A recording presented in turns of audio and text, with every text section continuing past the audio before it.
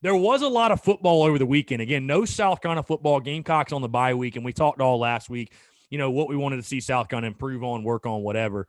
But I have to ask you, and we were talking about this a little bit off air, college football, as we know, makes no sense. 2020 makes no sense. And you see South Carolina beat Auburn, and then you see South Carolina get blasted by LSU. Mm-hmm. And then you see Auburn blast LSU and basically knock TJ Finley out of the game by halftime.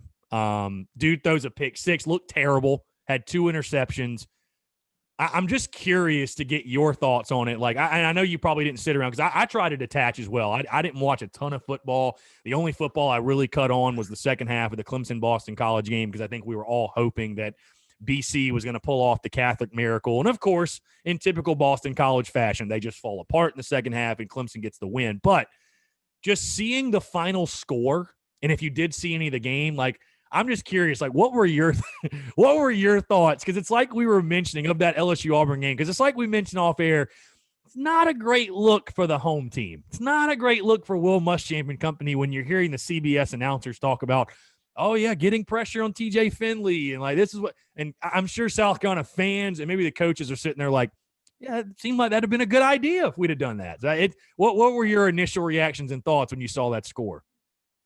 I was kind of shocked, to be honest with you, because, I mean, like – as someone who picked LSU minus 3.5, I also, sir, was shocked. Yeah, I could see that. Yep, that's tough. But no, it was just shocking because I didn't think Auburn was any good. Yeah, and LSU like curb stomped us, but then at the same time, I didn't think they were very good, and I didn't see them losing by 37 points. Yeah, 48-11 was the final. At the same time, Auburn kind of did to them what we did to Auburn, where they just kept turning them over. Yeah. Because they decided to put pressure on a freshman quarterback in his first road start, which would have been a great game plan for us, but I don't know what I'm talking about.